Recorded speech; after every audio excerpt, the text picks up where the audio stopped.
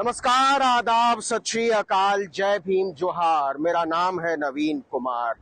कर्नाटक के मालपे बीच से मैं गुजरात की खबर लेकर आया हूं, क्योंकि एक एक रुपए वाला आंदोलन शुरू हो गया है प्रधानमंत्री नरेंद्र मोदी के प्रभुत्व के खिलाफ, अमित शाह के प्रभुत्व के खिलाफ, भारतीय जनता पार्टी की राजनीति के खिलाफ। और ये एक एक रुपए वाला जो आंदोलन है वो नरेंद्र मोदी की प्रभुसत्ता के लिए बहुत भारी पड़ सकता है और पूरे देश में भारी पड़ सकता है, क्योंकि ये जो आंदोलन है एक एक रुपए वाला, आप सोचते होंगे एक रुपए में क्या मिलता है।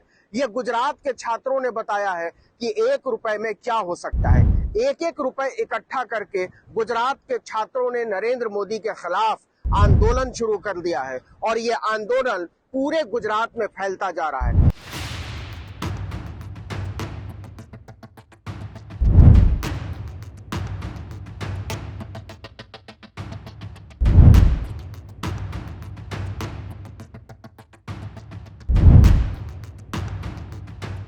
कहानी ये है कि मेस बिल बढ़ाने के खिलाफ, आपको पता होगा ये कहानी जो है बड़ौदा की कहानी है। गुजरात के सयाजी राव यूनिवर्सिटी के छात्रों ने भारतीय जनता पार्टी के खिलाफ आंदोलन शुरू कर दिया है और आंदोलन कुछ यूं शुरू हुआ कि मेस का बिल यूनिवर्सिटी ने बढ़ा दिया।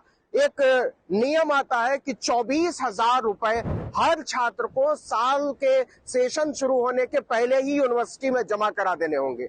तो 24,000 रुपए जो एक मुश्त रकम है वो किसी भी छात्र के लिए बहुत बड़ी रकम होती है, क्योंकि जो सयाजी राव यूनिवर्सिटी जो कि बड़ौदा में है वो यूनिवर्सिटी जो है वहां ज्यादातर दूर दराज के इलाकों के छात्र पढ़ते हैं और वो बड़ी मुश्किल से अपने लिए खाने पीने रहने पढ़ने का बंदोबस्त कर पाते हैं। तो जब यूनिवर्सिटी कहता है कि 24,000 रुपए आपको जमा कराना होगा तो छात्र इसका विरोध करते हैं और 28 जून को सैकड़ों की तादाद में छात्र जो है वो वीसी आवास के पास, वाइस चांसलर आवास के पास पहुंचते हैं और वहां नारेबाजी शुरू कर देते हैं। और ये 28 जून की बात है। अखिल गुजरात छात्र संघ के नेतृत्व में यह आंदोलन शुरू होता है।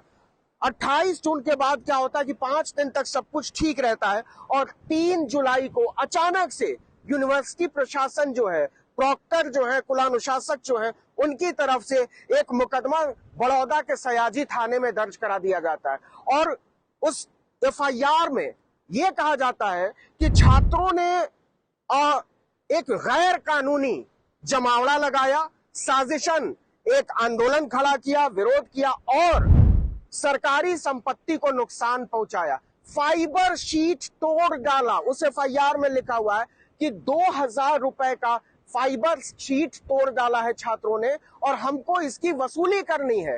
तो इसी के खिलाफ गुजरात छात्र संघ पूरे राज्य में आंदोलन शुरू कर देता है और खासकर बड़ौदा में, और एक कैंपेन चलाने लगता है कि 1 रुपए दीजिए हमको, यूनिवर्सिटी ने जो जुर्माना लगाया है वो वापस करना है।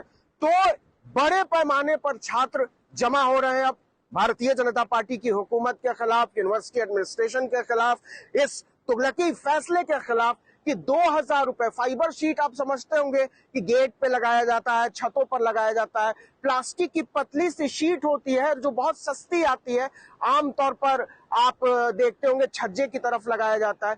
इसको तोड़ने का इल्जाम लगाया और जानते हैं कितने लोगों पर एफआईआर की गई है? 200 छात्रों पर।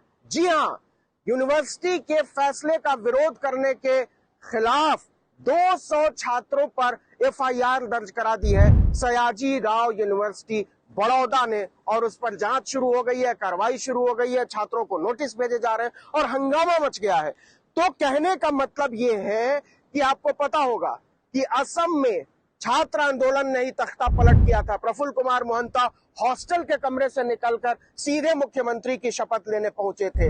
आपको संपूर्ण क्रांति याद होगी, जयप्रकाश नारायण की संपूर्ण क्रांति याद होगी। इमरजेंसी के खिलाफ वो भी एक छात्र आंदोलन था, मेस बिल से शुरू हुआ था पटना यूनिवर्सिटी में। तो छात्रों के इस आंदोलन को कोई भी हवा में नहीं ले सकता, कोई भी इसको कमतर नहीं समझ सकता, क्योंकि छात्रों की ताकत बहुत बड़ी होती है और नरेंद्र मोदी समझते हैं कि छात्र आंदोलन क्या कर सकता है। इसीलिए बहुत सतत तरीके से जितनी भी यूनिवर्सिटीज हैं वहां छात्र संघों को डिस्टर्ब किया गया, वहां छात्र, जैसे दिल्ली की जामिया मिलिया इस्लामिया है, वहां छात्र संघ है ही नहीं, बरसों बरस से नहीं है। वहां शिक्षक संघ जो है, जामिया के शिक्षकों का संगठन, उसको वहां की वाइस चांसलर ने डिफंक्ट घोषित कर दिया था। इसी तरीके से जवाहरलाल नेहरू यूनिवर्सिटी का छात्र संघ है, इसी तरीके से इलाहाबाद यूनिवर्सिटी का छात्र संघ है। छात्रों से बड़ी दिक्कत होती है और हर सरकार को होती है, केवल इसी सरकार की बात नहीं है। कांग्रेस के खिलाफ भी जो इमरजेंसी में आंदोलन शुरू हुआ वो छात्रों ने शुरू किया था, इसलिए छात्रों की ताकत से सब डरते हैं। तो गुजरात से जो ये आंदोलन शुरू हुआ है वो पूरे देश में अगर फैल गया तो जरा समझिए कि क्या हो सकता है। क्योंकि आपने देखा होगा कि अभी 3 दिन पुरानी बात है, शामली थाना, उत्तर प्रदेश का शामली, वहां 5 लोगों के खिलाफ एफआईआर दर्ज की गई है।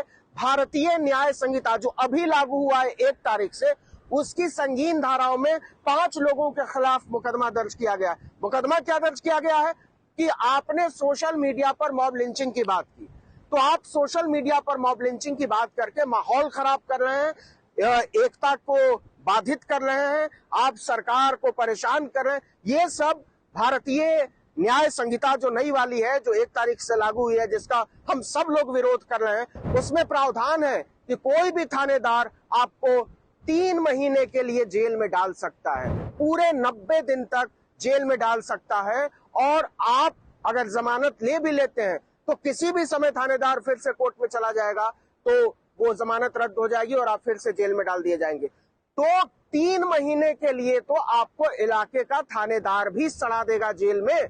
मतलब आपने कोई अपराध ना किया हो कानूनी तौर पर, अदालत आपको बाइज्जत बरी कर दे तो भी 3 महीने आपको जेल में रखना किसी भी लोकल थानेदार का अधिकार हो गया है। तो इसका हम सब लोग विरोध कर रहे हैं। पिछले ये 15 दिन था, उसके बाद पुलिस कस्टडी में आप नहीं रख सकते थे, आपको न्यायिक कस्टडी में भेजना पड़ेगा, जुडिशियल कस्टडी में भेजना पड़ेगा। तो इन कानूनों का इस्तेमाल किसके खिलाफ हो रहा है? उन लोगों के खिलाफ हो रहा है जो मानवाधिकारों की बात करते हैं, छात्र नेताओं के खिलाफ हो रहा है, वकीलों के खिलाफ हो रहा है, शिक्षकों के खिलाफ हो रहा है, पढ़े लिखे तबके के खिलाफ हो रहा है, जागरूक संगठनों, लोकतांत्रिक और लोगों के खिलाफ हो रहा है। तो कहने का मतलब ये है कि 1-1 रुपए वाला जो ये आंदोलन शुरू हुआ है वो भाजपा के लिए बहुत भारी पड़ सकता है और सरकार इसको समझ रही है। अगर 24,000 रुपए मेस बिल और फीस चुकाने के नाम पर एक मुश्त जमा कराने का ये जो नियम है उसको वापस नहीं लिया गया तो इस आंदोलन को फैलने से कोई रोक नहीं सकता है। और ये बात नरेंद्र मोदी समझते होंगे, क्योंकि नरेंद्र मोदी चौतरफा गिरते जा रहे हैं। गुजरात में अभी चुनौती देकर आए हैं राहुल गांधी और उन्होंने कहा है कि हम आपको गुजरात से उखाड़ फेंकेंगे। ये चुनौती, और इसमें छात्रों का शामिल हो जाना। गुजरात छात्र संघ जो है उसके नेता हैं जयंत प्रजापति। जयंत प्रजापति कहते हैं कि हम इसको स्वीकार करने वाले नहीं है। तो कहने का मतलब यह है कि नरेंद्र मोदी बहुत बुरी तरीके से घिरते जा रहे हैं अपने ही गढ़ में, अपने ही किले में। उत्तर प्रदेश में क्या हाल हुआ, राजस्थान में क्या हाल हुआ, महाराष्ट्र में क्या हाल हुआ, ये हम सब ने देखा है। तो क्या एक चौतरफा आंदोलन शुरू हो रहा है? अभी रिजल्ट आए हैं 4 जून को और इसके बाद भी नरेंद्र मोदी को लोग शांत नहीं बैठने दे रहे हैं। तो क्या आने वाले दिनों में उनके दिन, अच्छे दिन लाने वाले के दिन बहुत बुरे होने वाले हैं? ये सवाल है और ये सवाल बहुत बड़ा है, खासकर भारतीय जनता पार्टी की बिखरती हुई वैचारिकी के लिए। क्योंकि अंदर खाने भी बहुत चर्चा है कि नरेंद्र मोदी अब बहुत कमजोर प्रधानमंत्री हैं, फैसले नहीं ले सकते अपने आप से, आगे नहीं बढ़ सकते और सबसे ज्यादा मनमानी नहीं कर सकते। तो एक बार फिर से देखिए इन लहरों को, किनारों से टकराते हुए इनके संघर्ष को। तो ऐसे ही टकराव चलते रहते हैं समाज में, ऐसे ही संघर्ष चलते रहते हैं सियासत में, ऐसे ही संघर्ष चलते रहते हैं दुनिया में। तो दुनिया, समाज, हमारा व्यक्तित्व ऐसे ही संघर्षों से बनता है। बने रहिए हमारे साथ आने वाले तमाम वीडियो में। इस वीडियो में मालपे गांव कर्नाटक के इस बीच से इतना ही। तो अगर आपने अब तक आर्टिकल 19 इंडिया को सब्सक्राइब नहीं किया है तो कर लीजिए, बेल आइकॉन दबाइए, घंटी जैसी आकृति, लाइक कीजिए और कमेंट करके बताइए हमारा वीडियो आपको कैसा लगा। हमारा ट्विटर हैंडल है आर्टिकल 19 इंडिया और मेरा ट्विटर हैंडल है नवीन जर्नलिस्ट। नमस्कार।